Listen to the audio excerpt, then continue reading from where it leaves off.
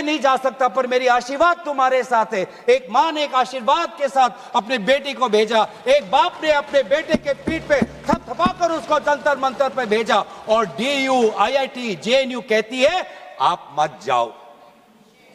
छात्रों को कहती है अगर आप जाओगे तो आपके करियर पर प्रभाव बन सकता है। गौरव गोगोई।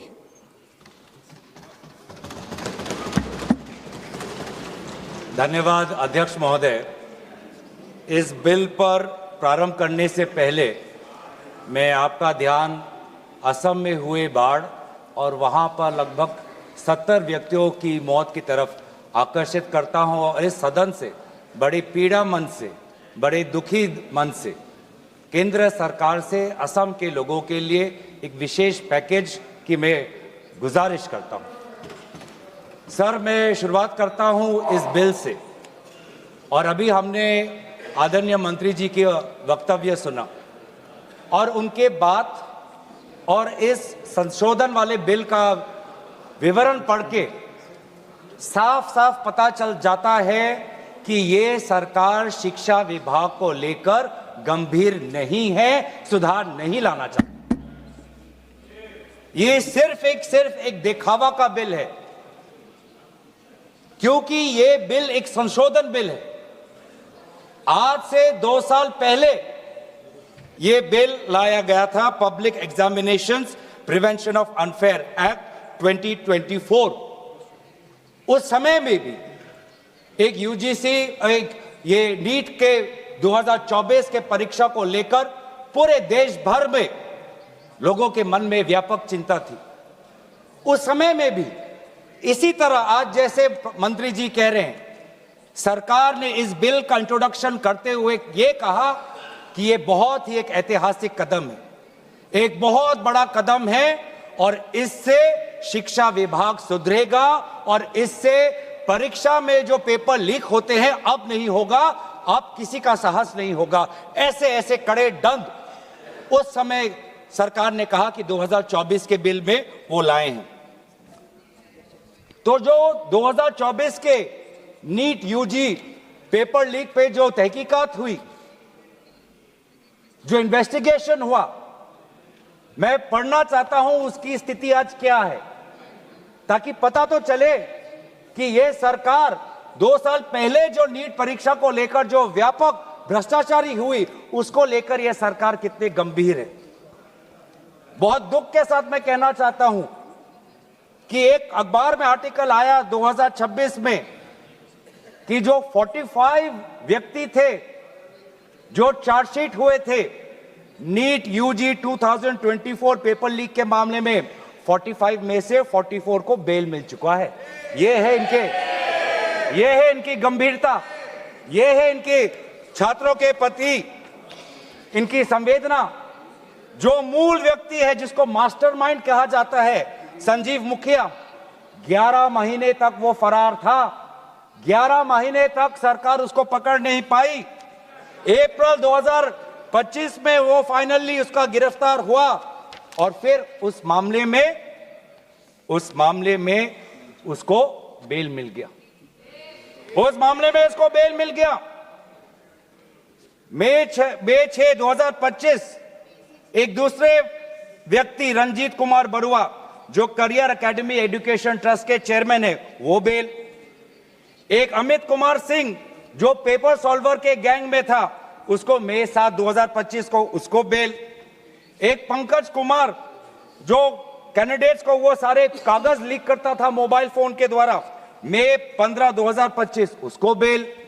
राकेश, जिसका ये आरोप था कि उसने प्रश्न कागज को उसकी चोरी की, उसको बेल। तो ऐसे एक लंबा ब्यौरा है, चाहे वो अमित प्रसाद महाराणा का हो या धीरेन कुमार पांडा का हो। तो ये कानून उस समय भी विफल था, और ये कानून जिस मंशा से आज ला रही है, आज भी ये विफल होगा। ये कानून आपकी विफलता का स्मारक है, क्योंकि ऐसे कानून 2024 के में लाने के पश्चात भी 2026 में तो लीक हुआ ना सर। अगर कानून इतना ही सशक्त था तो आज 2 साल बाद ही इतना बड़ा व्यापक लीक कैसे हुआ? और अफसोस की बात है सर उस समय में भी शिक्षा मंत्री धर्मेंद्र प्रधान थे।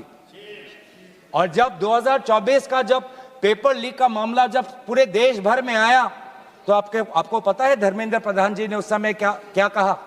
उन्होंने कहा, कहां हुआ पेपर लीक? नहीं हुआ पेपर लीक। और आज भी पहले 2.5 महीने तक तो उनका रवैया यही था कि कहीं कोई धांधली नहीं हुई, सरकार ने बहुत अच्छा काम किया है। 21 बच्चों की जान गई, आत्महत्या उन्होंने की।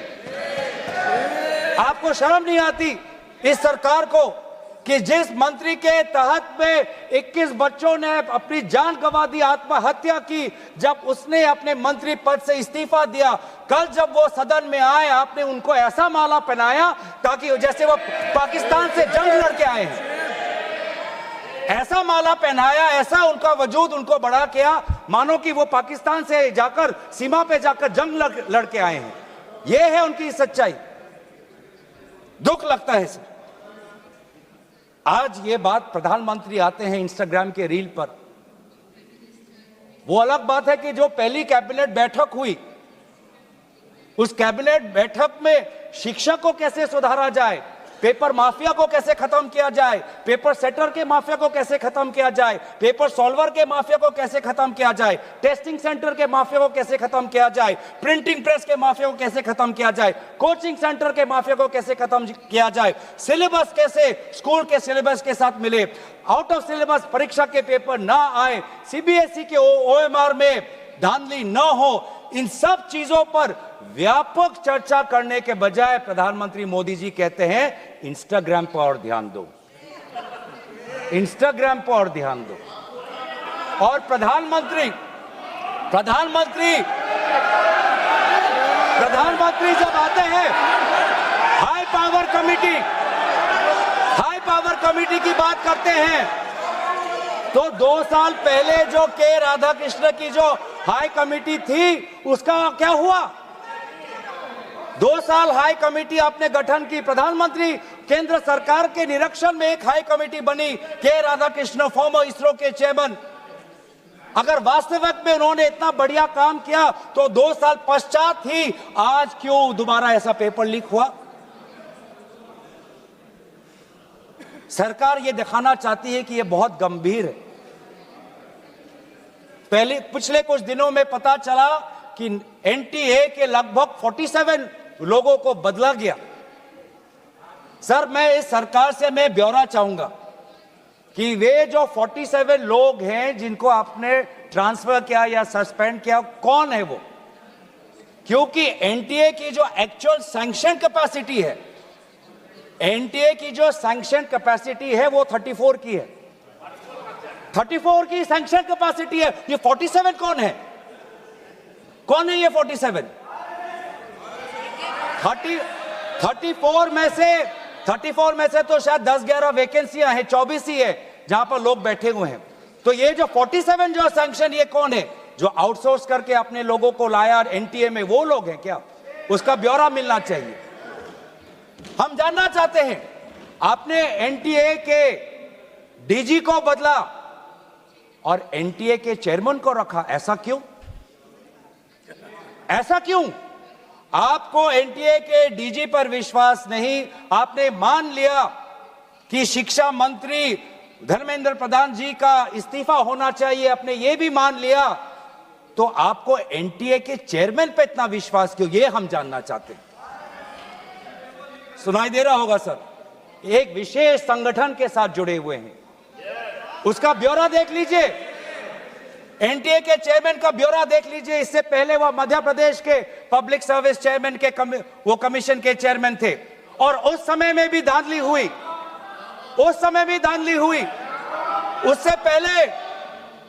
उससे पहले वो छत्तीसगढ़ में भी पब्लिक सर्विस कमीशन में चेयरमैन थे, उस समय में भी धांधली हुई। ऐसे इतने धांधली से जुड़े हुए व्यक्ति को आज भी इतने पेपर लीक होने के पश्चात भी आपकी सरकार बचा रही है, आपकी सरकार बचा रही है। जिस एनटीए के द्वारा 21 बच्चों ने आत्महत्या की, आज भी वो चेयरमैन बचा हुआ है। क्यों? क्योंकि वो एक विशेष संघ के साथ जुड़ा हुआ है। और यही दर्शाता है कि आप शिक्षा विभाग में आप सुधार नहीं चाहते। क्योंकि आरएसएस के लिए शिक्षा विभाग बहुत ही महत्वपूर्ण विभाग है, महत्वपूर्ण विभाग है। मैंने कोई असंसदीय बात नहीं की। आरएसएस के लिए शिक्षा विभाग बहुत महत्वपूर्ण विभाग है और इसीलिए हम देखते हैं, चाहे यूनिवर्सिटीज के वाइस चांसलर्स के अपॉइंटमेंट में हो, कॉलेज के प्रिंसिपल के अपॉइंटमेंट में हो, जब फैकल्टी की बदली होती है उसमें हो, चाहे आउटसोर्सिंग में हो, हर चीज में हम देखते हैं कि जो यूनिवर्सिटी, जिन यूनिवर्सिटी की कल्पना पंडित नेहरू ने एक साइंटिफिक टेम्पर के द्वारा उन यूनिवर्सिटीज के एक सपना देखा था, आज उन्हीं यूनिवर्सिटीज में क्वालिटी पर ध्यान नहीं दिया जा रहा। आप शिक्षा के माध्यम से इस पीढ़ी को आने वाले चुनौतियों के लिए तैयार नहीं कर रहे। आप शिक्षा के माध्यम से इस पीढ़ी के लोगों को आने वाले समय में आपके दल के सदस्य बने, आपको वोट दे, उसके लिए आप एक माहौल बना रहे हो। यह है आपके लिए शिक्षा का उद्देश्य, यह है शिक्षा का उद्देश्य। और हमने देखा कि वे जो संस्थाएं, चाहे वो आईआईटी हो, चाहे जेएनयू हो, चाहे डीयू हो, देश भर से माता पिता अपने बच्चों को बोल रहे कि जाओ दिल्ली जाओ, अगर दिल्ली नहीं जा सकते तो बॉम्बे जाओ, बिहार में जाओ, लेकिन धरना प्रदर्शन करो। आज शिक्षा की बात है, आपको अपना भविष्य आपको बचाना है। मैं नहीं जा सकता पर मेरी आशीर्वाद तुम्हारे साथ है। एक मां ने एक आशीर्वाद के साथ अपनी बेटी को भेजा, एक बाप ने अपने बेटे के पीठ पे थपथपाकर उसको जंतर मंतर पे भेजा, और डीयू, आईआईटी, जेएनयू कहती है आप मत जाओ। छात्रों को कहती है अगर आप जाओगे तो आपके करियर पर प्रभाव बन सकता है। यह है शिक्षा की संस्थाएं। ऐसे हम आने वाले पीढ़ी, आने वाली चुनौतियों के लिए हम भारत का निर्माण करेंगे। अपने युवाओं को हम उनको ताकत देंगे। इसीलिए अगर एक बात इस पूरे घटनाक्रम से निकलती है वो ये है कि आज शिक्षा में ये इस बिल से, जिसमें आपने पेनल्टीज बढ़ा दिए, पनिशमेंट बढ़ा दिए, इससे हमारा शिक्षा विभाग नहीं सुधरेगा। राहुल गांधी जी बार बार कहा कि धर्मेंद्र प्रधान जी सिर्फ एक मुखौटा है आपके शिक्षा विभाग का। आपकी शिक्षा के प्रति जो उनका, आपकी जो नीति है वो सिर्फ एक, उसका एक चिन्ह है, एक सिंबल है। उनके हटने से भी शिक्षा में सुधार आएगा। आज भी ना बच्चों को विश्वास आता है इस बात पर, ना हमें इस बात पर विश्वास है। लेकिन इसके पश्चात भी आज शिक्षा पर बातचीत हो रही, आज शिक्षा को लेकर धरना हो रहा है, आज शिक्षा को लेकर जंतर मंतर में हजारों की तादाद पर लोग इकट्ठित हुए हैं। आज शिक्षा के विषय पर सारे दल संगठन सब ने अपने अपने प्रदेशों में, चाहे महाराष्ट्र में हो, चाहे यूपी में हो, चाहे बिहार में हो, चाहे पश्चिम बंगाल में हो, चाहे या असम में हो, सब जगह विभिन्न राजनीतिक दल संगठन और इन दल संगठन से अलग सारे युवा सड़क पे आ गए। सब ने अपने शिक्षा की मांग की। और क्यों मांग की? उनके दुख को पहले हमें समझना चाहिए, उनके पीड़ा को हमको समझना चाहिए, वो उनके अंदर जो नाराजगी है उस बात को हमें समझना चाहिए। नहीं तो किसी का इतना साहस नहीं कि सड़क पे आके गर्मी बारिश, सड़क पे सोना, पुलिस की लाठी खाना, दिन दिन भूख हड़ताल पे रहना, सबकी इतनी साहस नहीं है। ये साहस कहां से आता है? ये साहस आता है उस दर्द से, जिस दर्द में अपने भविष्य को लेकर वो विवश हैं, जिस दर्द में अपने देश के भविष्य को लेकर वो विवश है, जिस दर्द को वो आज के समाज में उसको व्यक्त भी नहीं कर सकते, सरकार से सवाल भी नहीं पूछ सकते। और बहुत ही बढ़िया एक व्यक्ति ने इस पूरे जो दर्द है, इस दर्द के बारे में बात करते हुए गोपाल दास नीरज के गीत की बात करता है। वो व्यक्ति, जिस व्यक्ति से राहुल गांधी जी मिलने गए, उसने कहा, उसने हमें याद दिलाया कि नीरज की वो पंक्तियां, स्वप्न झरे फूल से, मीत चुबे शूल से, लुट गए सिंगार सभी, भाग गए बबूल से, और हम खड़े खड़े बहार देखते रहे, कारवां गुजर गया गुबार देखते रहे। ये बच्चों की वो दुख है। क्या करें? हमारे पास पैसे नहीं है इतने कि हम पेपर खरीद पाएं। 30-30 लाख का पेपर हमें खरीदने के पास, हमारे पिताओं के पास इतने सामर्थ्य नहीं है। वो दुख है, वो नाराज है, और इसीलिए जब वो दुख से वो लड़ नहीं पाते तो आत्महत्या पर आ पड़ते। और एनसीआरबी में सर आज देश की ये व्यवस्था, देश की असली ये है कि आज एनसीआरबी में, नेशनल क्राइम रिकॉर्ड्स ब्यूरो में, ये भी एक कारण है कि आत्महत्या हुई क्योंकि वो बच्चा एग्जाम में फेल हुआ। ऐसा भी एक कारण आ गया है। बच्चों की आत्महत्या, छात्रों की आत्महत्या लगभग 1 लाख से ऊपर बढ़ चुकी है, 1 लाख से ऊपर, जिसमें से 2000 ने तो साफ साफ कहा है, 2400 ने साफ साफ कहा है कि मैं फेल हो गया और इसीलिए मैं सुसाइड ले रहा हूं।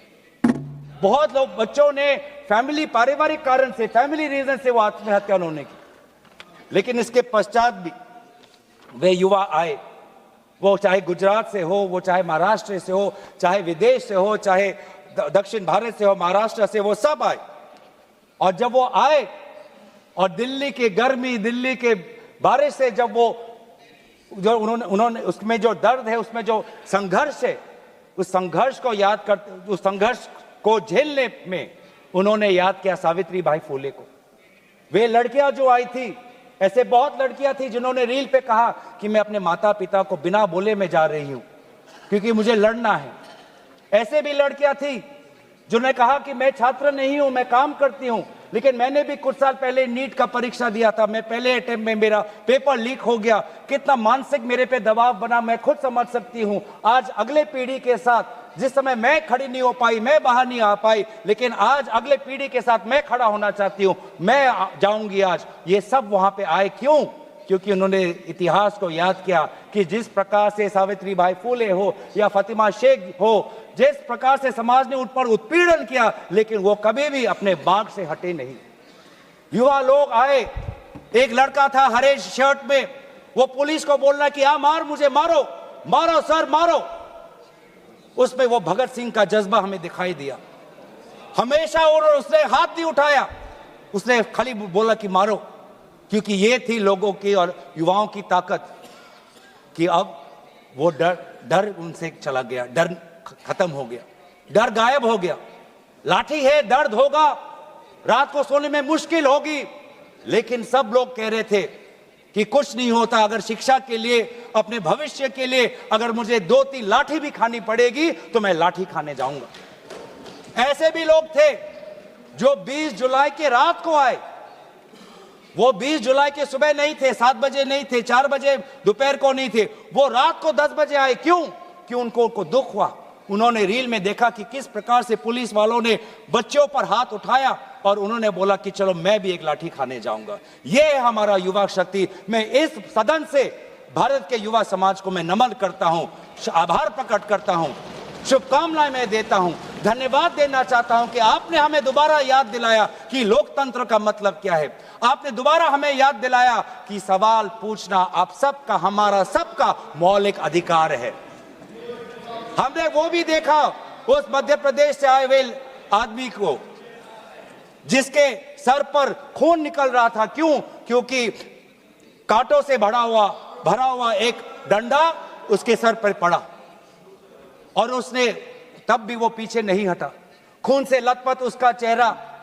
उस समय भी पुलिस को ललकार रहा था कि देखो ये लोकतंत्र है, लोकतंत्र में जनता जनार्दन है, जनता प्रजा राजा होता है। ये है वहां की उस ताकत। बहुत लोग कहते हैं कि बहुत से गलत शब्द भी उस सभा में, जंतर मंतर में किए गए। मैं उन गलत शब्दों का जो मर्यादा से बहुत दूर है, अमर्यादित है, उन शब्दों का समर्थन नहीं करता, लेकिन उन शब्दों के बारे में भी याद करना चाहिए जो बाकी बच्चों ने हमें याद दिलाया। किसी एक बच्चे ने याद दिलाया वसीम बरेली की कविता, जिसमें लिखा है, जो उसूलों पर आंच आए तो टकराना जरूरी है, जिंदा हो तो जिंदा नजर आना जरूरी है। ये हैं बच्चे, ये है वो बच्चे और जो अलग अलग प्रदेश से आए हैं। मैं धन्यवाद देना चाहता हूं कि इन्होंने अपनी इंसानियत दिखाई। हर वो बेटी जो वहां जाती थी वो कहती थी कि ये जंतर मंतर, ये ऐसा एक जगह बन गया है जहां पर मैं अपने आप को सुरक्षित महसूस करती हूं। जब पुलिस की लाठी आती है तो कोई अनजाना व्यक्ति, कोई अनजाना उसके सामने आकर अपने शरीर से उस लड़की को बचाता है, डंडा उसके लड़के के शरीर पर पड़ता है, वो लड़का कहता है कि इस उंगली से मैंने पिछली बार कमल पर वोट डाला, आज इसी उंगली को कमल के पुलिस ने तोड़ डाला। ये है उनका साहस। आज समाज, मैं पूरे छात्र के साथ पूरे समाज को भी मैं धन्यवाद करना चाहता हूं। उस गुरुद्वारों को के संचालकों को मैं धन्यवाद करना चाहता हूं जिन्होंने अपना दरवाजा खोला, लोगों को वहां पे शरण दिया। ये है हमारी देश की खूबसूरती। मैं धन्यवाद देना चाहता हूं कि देश भर से लोगों ने फोन किया कि मैं वहां जा नहीं सकता, लेकिन स्विगी के द्वारा उन बच्चों को खाना तो पहुंचा सकता हूं।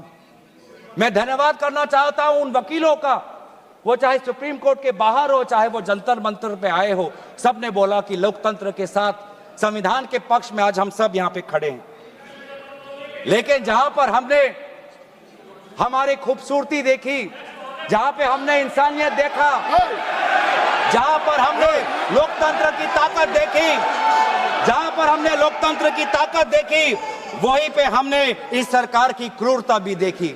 हमने देखा आपने किस प्रकार से पैलेट गन का इस्तेमाल किया, हमने देखा किस प्रकार से आपने इलेक्ट्रिक बेटन का इस्तेमाल किया, हमने वो भी नजारा भी देखा कि किस प्रकार से एक पुलिस कर्मचारी ने एक लड़की के गाल पर थप्पड़ मारा। वो एसीपी का नाम भी हमें याद है, उस पुलिस कांस्टेबल का चेहरा भी याद है जिसने अपने डंडे के साथ एक लड़की के प्राइवेट पार्ट पे उसने आक्रमण किया।